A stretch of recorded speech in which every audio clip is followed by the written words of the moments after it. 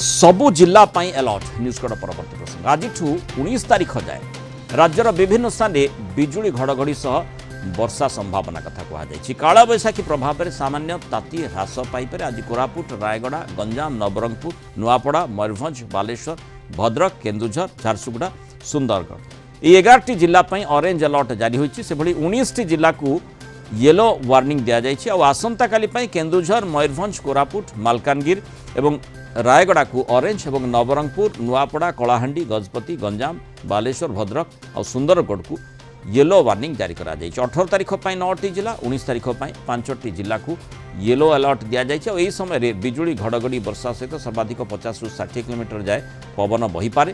अधिकांश स्थान में स्वल्परू मध्यम दंड वर्षा राज्यवासी को सामान्य आश्वस्ति आनीदे पारे। किंतु कालबैशाखी प्रभाव जहाँ कथा कहुच्छी कालबैशाखी किभली प्रभाव रहिबो एवं विशेषकर केउं अंचल किभली तार व्याप्ति रही पारे से संपर्क में आम आलोचना करबा। हम सहित वरिष्ठ पाणीपाग विज्ञानी प्रोफेसर संदीप पट्टनायक जोड़ी। प्रोफेसर पट्टनायक स्वागत करबा आलोचना को।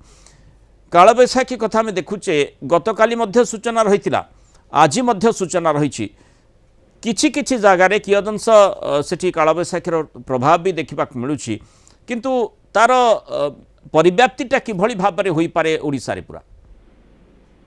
नमस्कार। काली जो आमर जो कालबैशाखीर प्रभावटा दक्षिण रे रहिला आ किछिटा उत्तर ओडिशा पार्श्ववर्ती पश्चिम बंग रहिला आज से उपकूलवर्ती ओडिसा रे प्रभाव पकेइबो। मतलब लाଗୁଛି धीरे धीरे आपण जेतेबेले अपराह्न परे परे आमर कटक भुवनेश्वर भी वर्षा हमार संभावना रहुची। आ ए वर्षाटा त्वरान्वित हबो कारण वर्तमान बंगोपसागर दक्षिण बंगोपसागर गोटे साइक्लोनिक जो सर्कुलेशन घूर्णी बलयर टे प्रभाव अच्छी आ धीरे धीरे से त्वरान्वित हम आ स्थल भाग आड़ को अग्रसर कर। वर्तमान आप भारत परिप्रेक्षी देखिए उत्तर भारत आ उत्तर पश्चिम भारत गरम कंडीशन में थिला बेले हमर जो दक्षिण केंद्रीय और पूर्व वर्षा कंडीशन में रहा मोटामोटी परिस्थिति। बंगोपसागर अरब सागर जो हमर नेक्स्ट जो 2 हफ्ता आसूची संपूर्ण सक्रिय रही पछुक पछ घूर्णिबलय लघुचाप क्षेत्र में सृष्टि हो पारे। एक्टिव मॉनसून कंडीशन आम अल्प हफ्ता गोटे हफ्ता पर आसीज तेणु भल सूचना और खरा एत प्रभाव रही।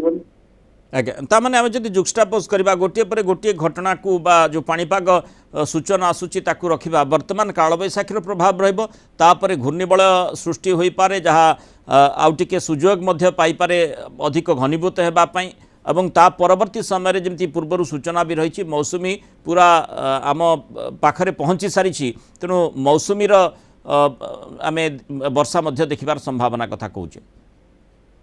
आज्ञा आज्ञा ये जो कालबैशाखीटा आपण कहते कालबैशाखी गोटे स्वतंत्र वैशिष्ट्य अच्छी जोटा कि आम जो मार्च और एप्रिल मसरे जो कालबैशाखी देखते ताठू संपूर्ण भिन्न कारण ये दक्षिण भारत बहुत राज्य मानक वर्षा दौची आगे पूर्व भारत ओडिशा भी अंतर्भुक्त आर मुख्य कारण रोचे बंगोपसागर धीरे धीरे सक्रिय होबार सूचना दौची।